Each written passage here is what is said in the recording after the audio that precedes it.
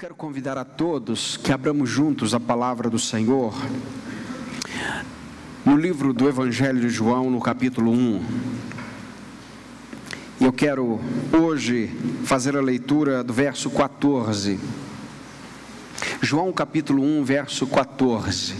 Estamos fazendo a exposição do Evangelho de João já há alguns domingos e estamos dando sequência, apenas atualizando este capítulo 1, dos versos 1 ao 18, é o que pode ser chamado de prólogo de João. O que é o prólogo de João? O prólogo é a parte do livro que anuncia tudo que vai estar no livro, ou aponta para aquilo que João vai descrever no restante do livro. Por isso, até o verso 18, podemos dizer que é uma introdução. Então, estamos nessa introdução do Evangelho de João. E hoje, uma vez mais, vamos ao verso 14, que diz assim: E o Verbo se fez carne e habitou entre nós, pleno de graça e de verdade. E vimos a sua glória, como a glória do unigênito do Pai. Vamos juntos? E o Verbo se fez carne e habitou entre nós, pleno de graça e de verdade. E vimos a sua glória, como a glória do unigênito do Pai. Amém. Pai, obrigado por Tua palavra, nos dê direção daquilo que o Senhor deseja que entendamos hoje, do texto que o Senhor inspirou. Tua seja a glória, em nome de Jesus. Amém. Esse é um verso, meus irmãos, que, como escrevi aí na pastoral, tem tanta profundidade, que poderia certamente afogar todas as mentes mais brilhantes que já existiram na humanidade. Dizer que o Verbo se fez carne é uma expressão profunda demais. É algo que é simples, que pode ser traduzido: Jesus veio entre nós. Jesus, que é Deus, esteve entre nós em carne e osso, não é? Visivelmente, para ser visto, tocado, para tocar as pessoas. Mas é claro, há muita profundidade nesse texto e há muita beleza que nós não podemos ignorar. O texto começa dizendo exatamente isso: e o Verbo se fez carne. Antes, é bom lembrar que já no verso 1, o Verbo é visto como Deus. E quem é o Verbo? Jesus. Lembrando, no princípio era o Verbo, e o Verbo estava com Deus, e o Verbo era Deus. E o verso 2 diz: ele estava no princípio com Deus. Verso 3: todas as coisas foram feitas por meio dele, por seu intermédio, né? E sem ele nada do que foi feito existiria. O que vemos até aqui, então, que o Verbo estava com Deus, Cristo estava com Deus, que o Verbo era Deus, ou seja, Cristo já era eternamente Deus, e que todas as coisas foram feitas pelo Verbo, ou seja, pela palavra de Deus, ou seja, pelo Verbo de Deus, que é Cristo. E aqui nós vemos o Verbo se fez carne.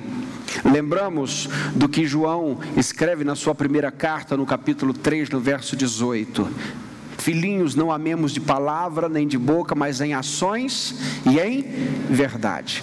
O que ele está mostrando aqui é que nós não devemos amar somente da boca para fora. E o que ele escreve em João 1,14 é que Deus fez o maior exemplo, e deu o maior exemplo disso. Deus não amou somente de palavras. O Verbo não é só o Verbo, não é só a palavra. O Verbo se fez carne. O Verbo se tornou gente. Não é como um general que diz: vocês precisam ir à guerra. É como um general que diz: venham, e eu já estou aqui. Deus se faz gente entre a humanidade e se faz caber num corpo de carne e osso. Isso é extraordinário. Um Deus que não se deixa caber em absolutamente nada no universo, porque todo o universo é pequeno diante dele mesmo.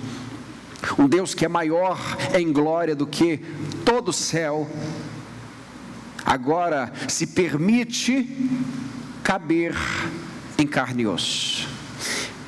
O Verbo se fez carne e o texto diz: e habitou entre nós.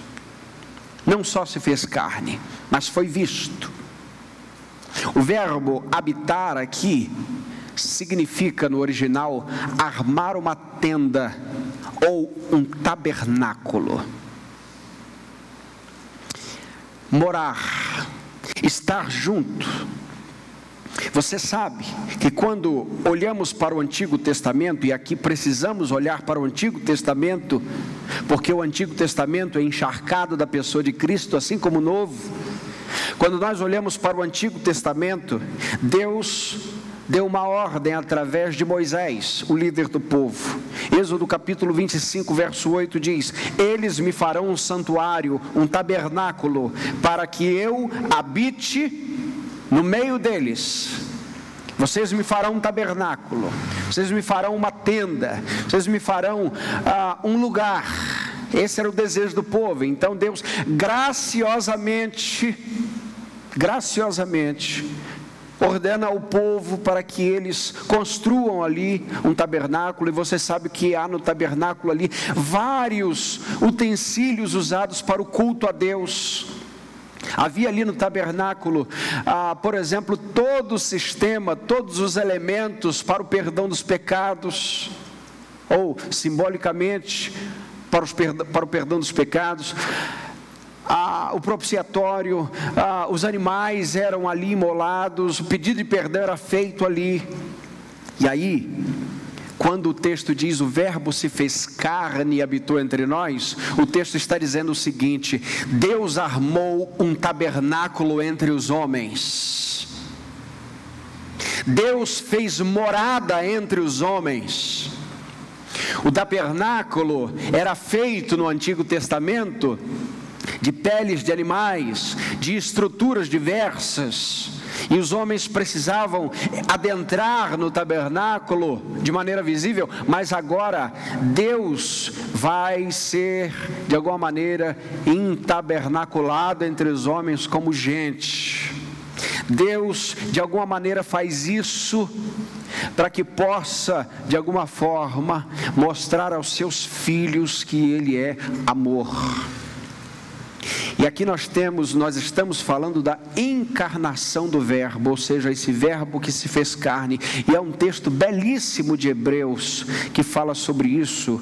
E por hora eu quero ler o capítulo 2, os versos 14 e 15, que diz assim. Leia comigo, vagarosamente. Portanto, visto que os filhos compartilham de carne e sangue, ele também participou das mesmas coisas, para que pela morte destruísse aquele que tem o poder da morte, isto é, o diabo, e livrasse todos os que estavam sujeitos à escravidão durante toda a vida, por medo da morte.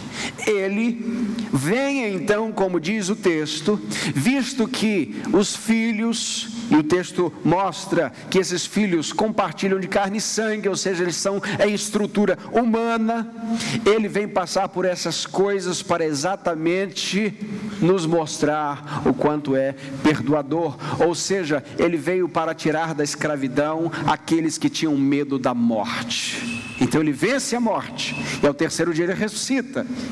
Nós cremos nisso.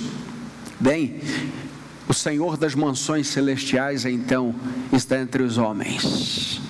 Está num tabernáculo simples, numa pele de carpinteiro, queimada pelo sol da Palestina, com pés empoeirados, andando entre os homens, sentindo dor, fome, o tabernáculo divino entre os homens. O verbo se fez carne e habitou entre nós, diz o texto. Mas ele não habita de qualquer maneira. O texto diz: o verbo se fez carne e habitou entre nós, pleno de graça e de verdade. Glória a Deus.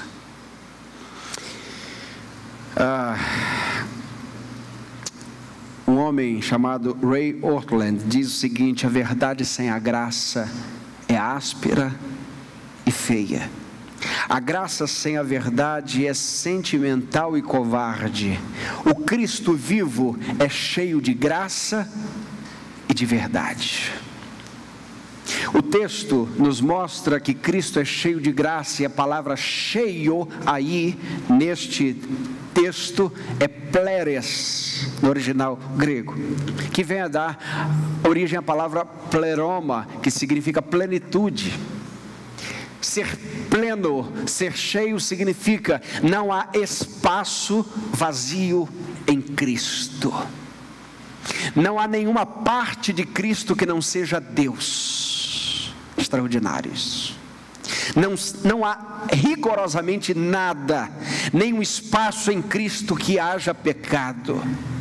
Todo ele é manifestação de graça. Cristo é completamente graça e verdade. Cristo vem se apresentar entre os homens e nada de divino falta em Jesus. Completamente homem, carne e osso, sentindo dores, mas sem pecado, completamente Deus. Eis o mistério da encarnação do Verbo. Isso é algo extraordinário. Ele é a fonte da graça e da verdade. Não tente encontrar graça longe de Jesus, porque toda a plenitude de graça só pode ser experimentada na pessoa de Jesus. Não tente viver verdade na sua vida longe de Cristo, porque Ele disse: eu sou a verdade. Toda verdade longe de Cristo é mentira. Há um poeta brasileiro chamado Mário Quintana que diz que a verdade é uma mentira que esqueceu-se de acontecer. Tudo errado.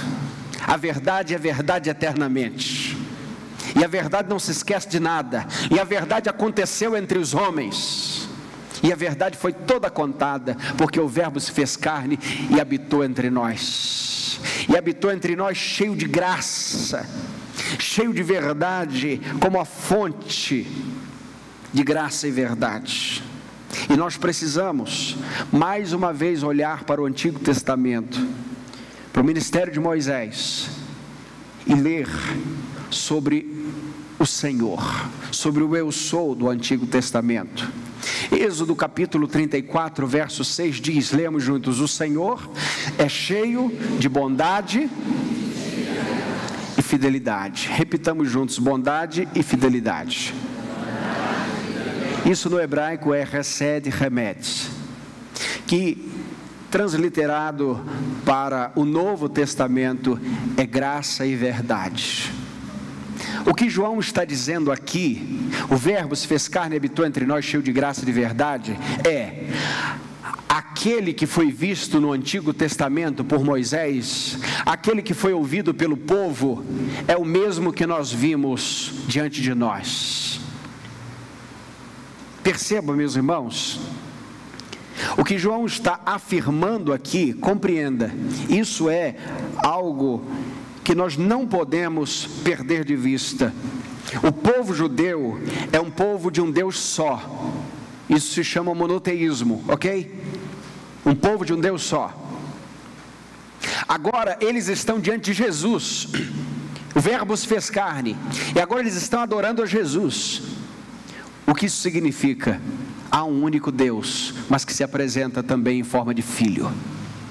E que não são dois deuses, há um único Deus, que é Pai, que é Filho e que é Espírito. E agora a segunda pessoa dessa Santa Trindade está entre os homens. E Ele tem as qualidades de Deus. Ele é cheio de bondade e de fidelidade. Fidelidade significa descrição daquilo que é real. Por isso é traduzido como verdade.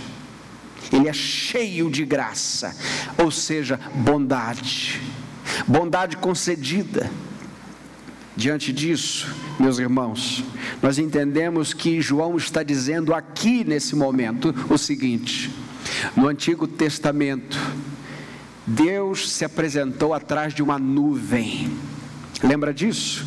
Lá em Êxodo capítulo 34, verso 5. Deus fala com Moisés atrás de uma nuvem, e Moisés não pode vê-lo, mas agora Deus, aquele Deus, com aqueles atributos, está diante de nós. Você já imaginou a emoção profunda de João em escrever sobre isso? Dizer que Deus estava agora em carne e osso, que veio sofrer as nossas dores. E João escreve isso aqui, é claro, depois dos acontecimentos, depois da ascensão de Cristo. E ele vai dizer: o que vimos foi exatamente o que Moisés viu, de outra forma, de maneira física, corpórea, mas nós vimos. E ele relata com clareza: e vimos a sua glória. Vamos juntos. E vimos a sua glória. Duas coisas são verdade aqui. Primeira verdade, ele está dizendo: vimos, o que significa ninguém nos contou, nós vimos. Ninguém disse por tabela para nós, nós vimos. O que João está dizendo aqui é: essa não é uma história que me foi passada por alguém, embora uma história passada por alguém também possa ser verdade, mas o que ele está dizendo é: eu e os outros apóstolos chamados por Jesus, nós podemos ver a sua glória. Glória? Tem alguém nesse universo que tem a glória a não ser Deus? Os anjos são dignos de glória? Os homens têm glória própria? Por acaso algum elemento da natureza pode ser adorado por ter glória? Mas João está dizendo: Jesus é Deus e nós vimos a glória. Nós vimos a glória de Jesus. Segundo lugar, João não está dizendo nós vimos a glória, como que todos pudessem ter visto essa glória. João está dizendo nós, que fomos abençoados com os olhos espirituais, vimos a sua glória. Porque enquanto o Sinédrio via em Jesus um problema, nós víamos nele o nosso Senhor e Salvador. Enquanto o mundo via em Jesus a solução para os seus problemas, para os seus dilemas, nós vimos o nosso Deus. E quantas vezes tantas pessoas ouvem falar de Jesus e querem ver a glória de Jesus, se é que podemos dizer isso, mas se aproximam dele simplesmente por aquilo que ele pode fazer. Você lembra em Mateus capítulo 4, que o texto diz, já no final do capítulo, Jesus vinha curando, fazendo milagres, expulsando demônios por toda Decápolis. E aqui Decápolis é uma região com 10 lugarejos ou 10 cidades. E as multidões afluíam de todas as direções. Fecha o capítulo 4. Quando começa o capítulo 5, o texto diz assim: Jesus se assentou e começou a ensinar-lhes. E o texto diz: nesse momento os seus discípulos se aproximaram dele. Veja a diferença. Enquanto Jesus está fazendo milagres, enquanto Jesus está resolvendo problemas, enquanto Jesus está ajudando nos dilemas da vida, uma multidão aflui para Jesus. Mas ele dá um sinal, ele se assenta. Todo mestre que iria ensinar, antes se assentava. Porque todo mestre só ensinava sentado, diferente de hoje. Quando Jesus toma geograficamente uma posição um tanto mais alta, apenas para que o restante pudesse vê-lo, e ele se assenta, o texto diz: os seus discípulos se aproximaram dele. Quem se aproxima de Jesus por causa de seus ensinos, por causa de sua glória?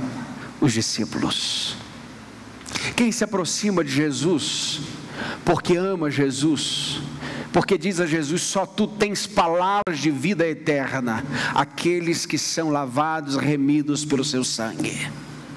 Os discípulos se aproximaram dele. João está dizendo: vimos a sua glória, mas não é sinônimo de todos viram a sua glória.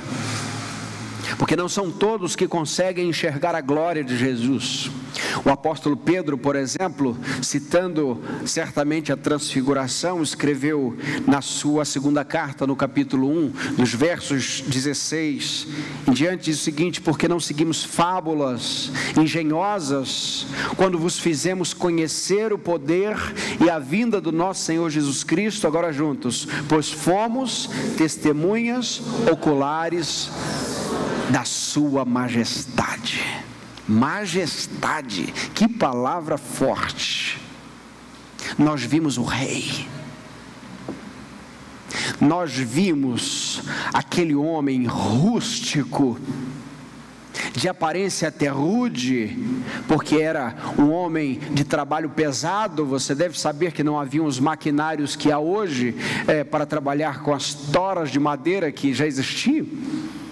Jesus certamente tinha uma estrutura física muito forte, privilegiada.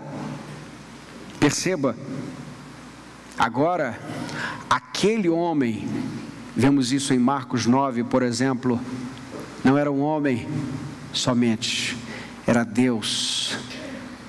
E agora 3 discípulos estão no monte, e Jesus se transfigura diante dele. E a Bíblia diz que as vestes de Jesus se apresentam tão brancas e tão alvas e tão brilhantes que nenhum lavandeiro do mundo poderia reproduzir aquilo. E agora, não só Pedro está dizendo, fomos testemunhas oculares de sua majestade, mas João também está dizendo, vimos a sua glória. E aqui, meus irmãos, mais uma vez precisamos olhar para o Antigo Testamento e olhar no testemunho do ministério de Moisés, porque é lá que nós aprendemos um pouco mais sobre a glória de Deus. Aliás, um parêntese, a glória de Deus a gente só supõe o que é, porque é algo extraordinariamente diferente de tudo aquilo que conhecemos e vimos. Há um limite entre aquilo que falamos da glória de Deus e aquilo que de fato conhecemos como glória de Deus.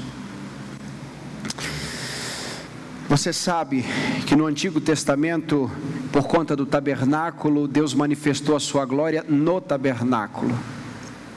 E aí, antes disso, antes que Moisés recebesse toda essa instrução, ele subiu ao Monte Sinai, e o texto diz, Êxodo capítulo 24, 15 e 16, tendo subido Moisés, a nuvem cobriu o monte, e a glória do Senhor repousou sobre o Monte Sinai, e a nuvem o cobriu durante seis dias, e no 7º dia, do meio da nuvem, Deus chamou Moisés. O texto mostra que a glória do Senhor envolve Moisés. Mais à frente, o tabernáculo já está pronto. E como é que o povo era guiado no deserto? Preste atenção, Êxodo 40, último capítulo de Êxodo, versos 36 e 37. Então, a nuvem cobriu a tenda da revelação. Agora leia comigo essa parte. E a glória do Senhor encheu o tabernáculo, de maneira que Moisés não podia entrar na tenda da revelação, pois a nuvem repousava sobre ela, e a glória do Senhor enchia o tabernáculo. Grave bem esta expressão, glória e tabernáculo. Quando a nuvem se levantava de cima do tabernáculo, os israelitas partiam, avançando em suas jornadas. Se a nuvem, porém, não se levantava, eles não partiam até o dia em que ela se levantasse. Juntos o 38, porque a nuvem do Senhor estava sobre o tabernáculo de dia, e o fogo aparecia sobre eles de noite, diante dos olhos de toda a casa de Israel, em todas as suas jornadas. O que guiava o povo no deserto? A glória de Deus, compreende? E vimos a sua glória. O que ele está dizendo é, nós não vimos uma nuvem, nós não vimos um fogo, nós vimos Deus em carne e osso, Deus entre nós, Deus dizendo, eu sou o caminho, a verdade e a vida. Deus apontando para si mesmo, dizendo: venham a mim. E aqui precisamos agora parar de olhar para o profeta da lei, que é Moisés, para o profeta messiânico, que é Isaías, e lembrar do que disse Isaías. Instruído, orientado pelo Espírito, no capítulo 45, no verso 22, palavras do próprio Cristo: olhai para mim e sereis salvos. É Deus entre os homens dizendo: olhem para mim. 400 anos antes do verbo se fazer carne, o verbo já dizia ao povo: olhai para mim e sede salvos. Diante disso, meus irmãos, a gente percebe que Moisés, lá no capítulo 33, no verso 18, pediu a Deus: mostre-me a tua glória, mas isso fora revelado frontalmente somente para Isaías, da maneira, é claro, peculiar que Isaías demonstra no capítulo 6 de seu livro. Compreenda, o texto diz assim: no ano em que morreu o rei Uzias, eu vi o Senhor. Vamos juntos? Eu vi o Senhor assentado sobre um alto e sublime trono, e as abas de seu manto enchiam o templo. Acima dele havia serafins, cada um tinha 6 asas, com 2 cobriam o rosto, com 2 cobriam os pés, com 2 voavam. Verso 3, juntos, e clamavam uns aos outros: Santo, Santo, Santo é o Senhor dos exércitos, toda a terra está cheia da sua glória.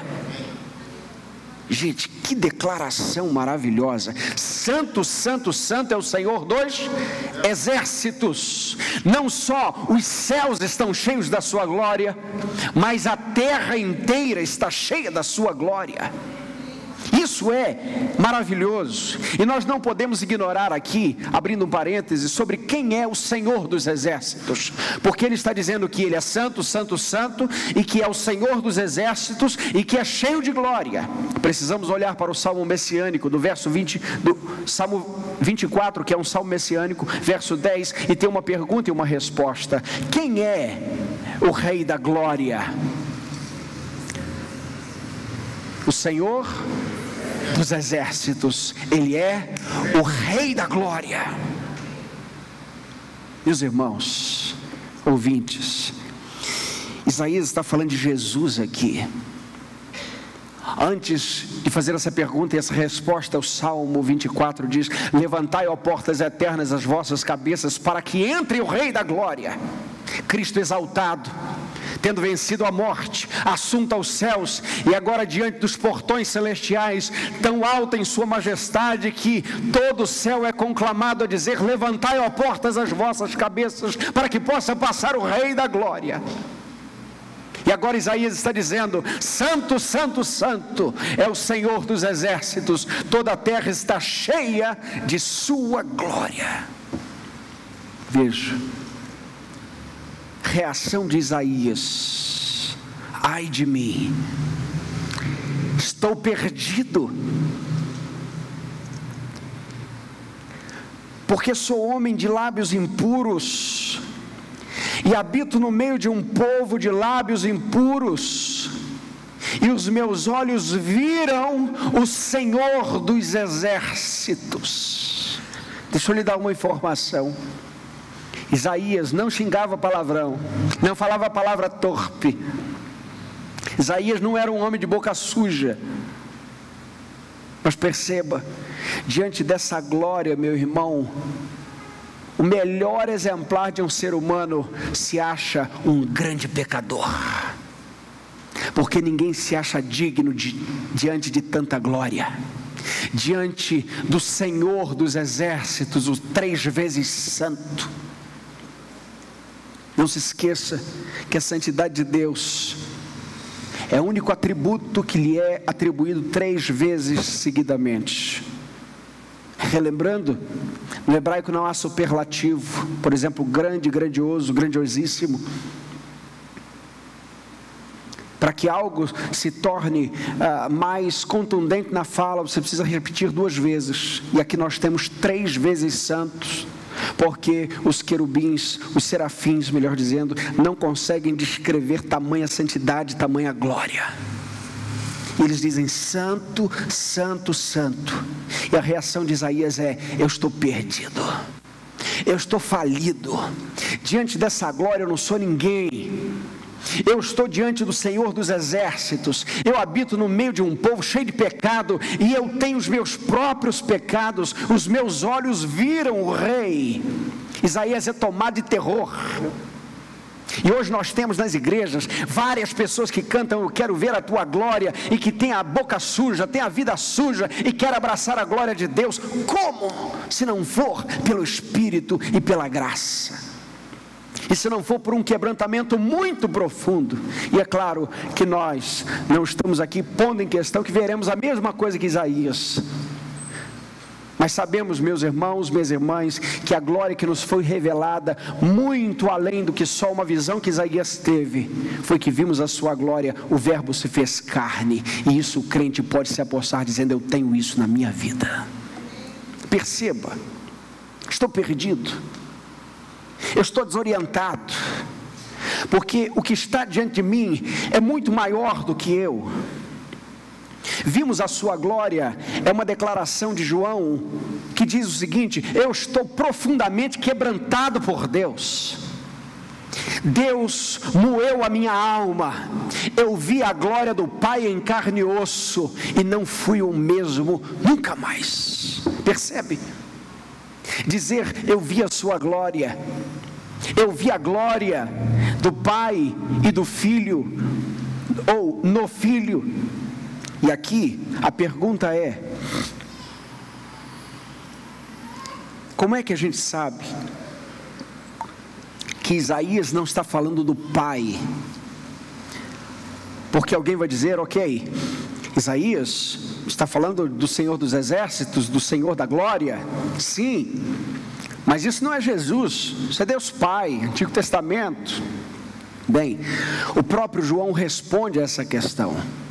No capítulo 12, nos versos 37 a 43, nós lemos assim: embora Jesus realizasse muitos sinais, eles não creram nele, para que se cumprisse a palavra do profeta Isaías. E aqui ele está citando Isaías capítulo 53, verso 1. Juntos: Senhor, quem creu em nossa pregação, e a quem foi revelado o braço do Senhor? Por isso não podiam crer, pois, como também disse Isaías, aí agora ele vai citar Isaías capítulo 6, que é o texto da glória de Deus em Isaías, no verso 10.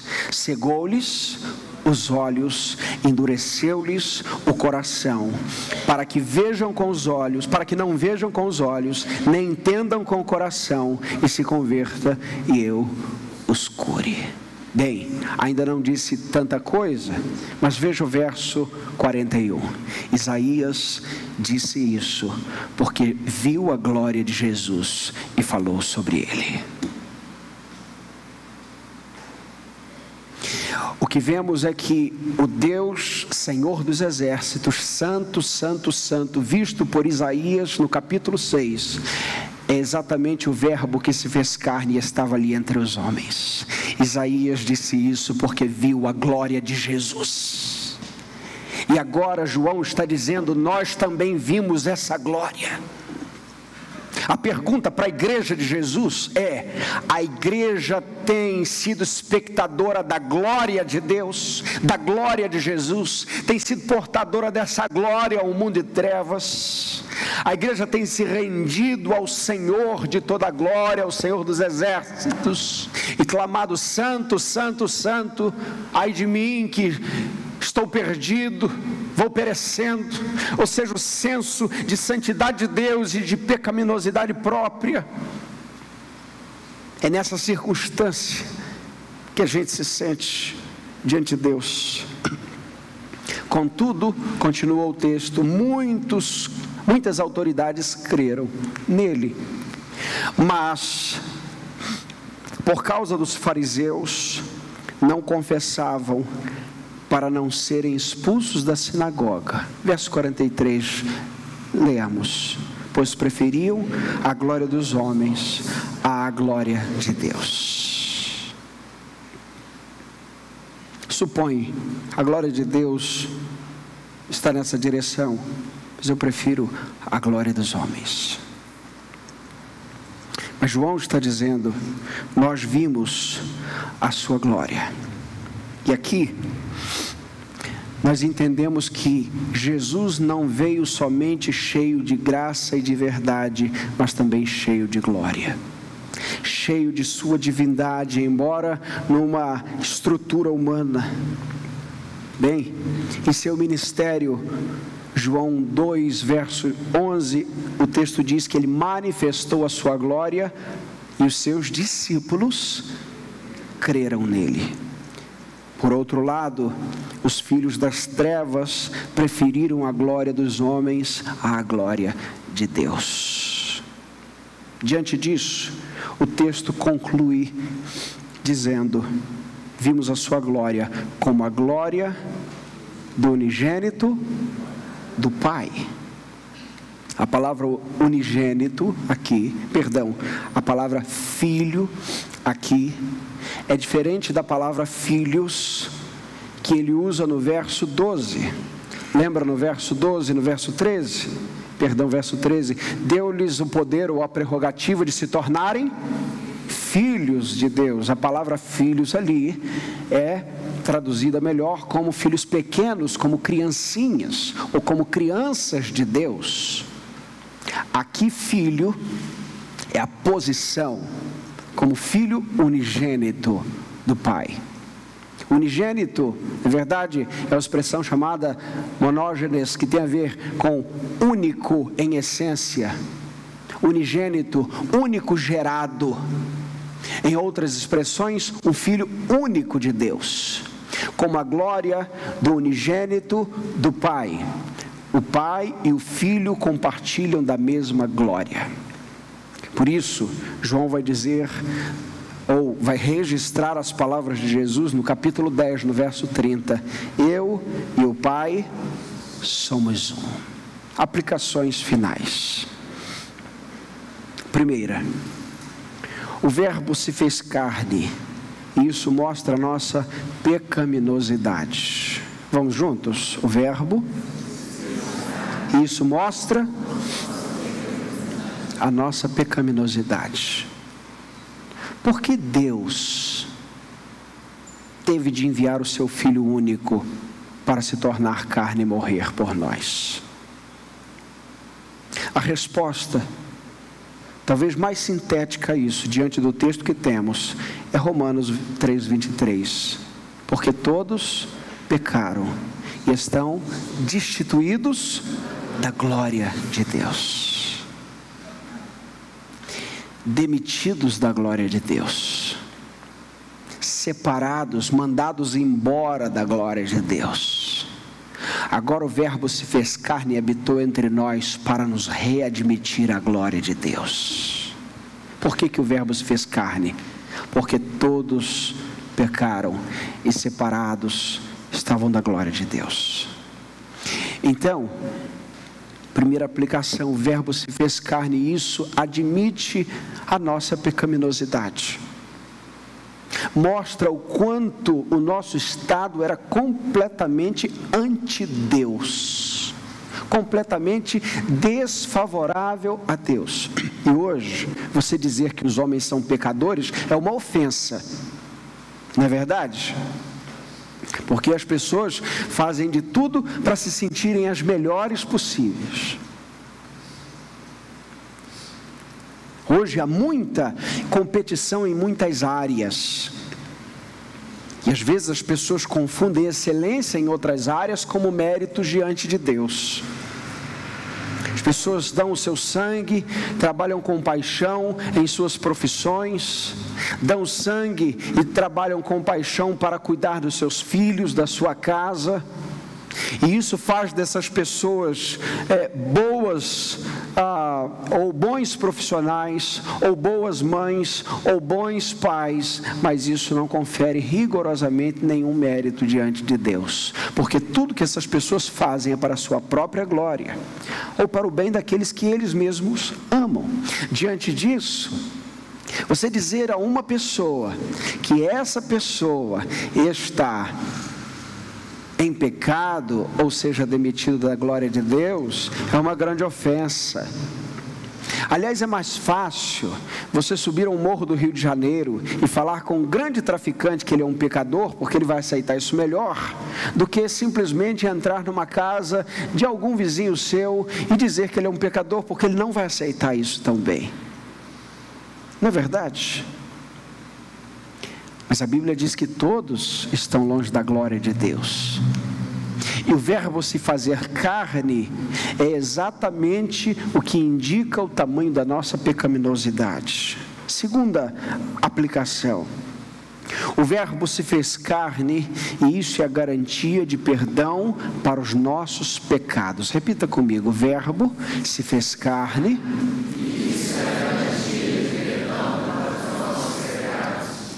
Note que o verbo se fez carne e isso nos mostra o quanto somos pecaminosos, mas o verbo se fazer carne também nos mostra que há uma garantia de perdão para os pecados.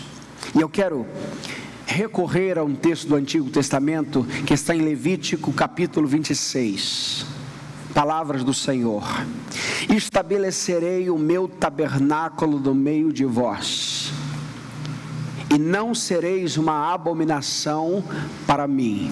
Verso 12 juntos: andarei no meio de vós, e serei o vosso Deus, e vós sereis o meu povo. Opa, acende uma luz aqui, uma linda esperança. Um povo completamente dominado pelo pecado. Agora Deus estabelece um tabernáculo no meio do povo. E Deus diz assim para esse povo: agora eu vou andar no meio de vocês, e vou ser o Deus de vocês. Por quê? Porque vocês não serão abominação para mim. O que significa isso? Era no tabernáculo, meus irmãos, queridos ouvintes, que no Antigo Testamento os animais eram levados para serem degolados, mortos, para pedir perdão pelo pecado do povo. O que Deus está dizendo aqui em Levítico 26 é: eu estou arrumando um jeito provisório de não matar todos vocês, de conviver com vocês, porque eu estou aceitando o sangue desses animais de forma prefigurada, porque na verdade o Cordeiro que tira o pecado do mundo há de ser encarnado. Estabelecerei o meu tabernáculo no meio de vós, não só é uma regra de Deus para o Antigo Testamento, no meio do povo, mas é também uma voz que nos mostra profeticamente o que Deus faria com o seu povo. Eu vou tabernacular o meu filho no meio do povo, para que esse povo tenha perdão dos pecados. E aquilo que acontecia no propiciatório, todo o sangue que escorria, agora vai cessar, porque o sangue de Cristo Jesus nos purifica de todo pecado. Cristo é suficiente. O pecado já não tem mais poder, porque o verbo se fez carne e habitou entre nós. E o verbo se fazer carne significa que é a garantia do perdão dos nossos pecados. Por que eu não sou hoje uma abominação para Deus? Porque quando Deus me vê, Ele enxerga agora o seu Filho Jesus. Porque todos os meus pecados foram justificados pelo sangue da cruz. Todos os pecados da minha vida agora estão propiciados, ou seja, receberam a propiciação de Jesus na cruz, ou seja, Deus se fez propício a mim por causa de Jesus. O verbo se fez carne significa há perdão para a minha vida. Ele foi rasgado por mim. Não à toa você deve saber que os cordeiros, quando eram imolados, eles eram imolados no bucho, digamos assim, de maneira vertical, e também no pescoço de maneira horizontal, apontando para o sacrifício da cruz. De formas que o próprio João registra palavras de João Batista: eis o Cordeiro de Deus que tira o pecado do mundo. Terceiro e último lugar, O Verbo encarnado é a garantia de que Deus esteve conosco e de que nós estaremos com Ele eternamente. Recapitulando. Primeiro, o Verbo se fez carne, isso nos mostra que somos pecadores. Segundo, o Verbo se fez carne, isso nos mostra que temos a propiciação, perdão dos nossos pecados. Terceiro, o Verbo encarnado é a garantia de que Deus esteve conosco, e esteve mesmo, e nós estaremos com Ele eternamente. De maneira profética, Ezequiel escreve no capítulo 37, no verso 27, meu tabernáculo permanecerá com eles. Eu serei o seu Deus, e eles serão o meu povo. Cristo veio de maneira temporária, mas a promessa de Ezequiel é que o tabernáculo permaneceria entre nós. Acontece que Cristo veio entre nós e morou entre nós. Agora, meus irmãos, tendo sido salvos pelo seu sangue, depois de nossa morte, ou se Ele voltar antes disso, Ele não estará entre nós, não estará conosco, mas nós estaremos com Ele. Por isso, Ezequiel prefigura ou aponta parcialmente para a realidade do Verbo, mas tem a sua conclusão final em Apocalipse capítulo 21, verso 3. Eu quero encerrar lendo com todos essa promessa que é maravilhosa. E ouvi uma forte voz que vinha do trono e dizia: o tabernáculo de Deus está entre os homens, pois habitará com eles. Eles serão o seu povo, e Deus mesmo estará com eles. Aleluia. Deus entre nós, Deus maravilhoso, o Verbo encarnado, o homem Deus, homem de dores, mas que mostrou a sua glória como a glória do unigênito do Pai, como Filho único, de natureza única do Pai. Esse Verbo que se fez carne e que venceu o pecado e a morte. Ele veio cheio de graça e de verdade para tirar os homens da desgraça e da mentira. Que Ele abençoe os corações nessa noite. E diante dessa palavra, a convocação do próprio Cristo hoje é: arrependei-vos e crede no Evangelho. Porque essa não é uma mensagem que você leva para a sua casa para o seu bem-estar, mas é uma mensagem que te apavora por causa de seus pecados e você corre para Deus pedindo perdão. Não é uma mensagem que aponta para quem prega, porque você pode não lembrar do meu rosto, nem do meu nome, nem me considerar como nada, mas se você lembrar de alguma coisa que fora dito hoje, a sua alma pode ser salva do inferno. Olhai para Cristo e sede salvos. Que Deus os abençoe em nome de Jesus. Amém.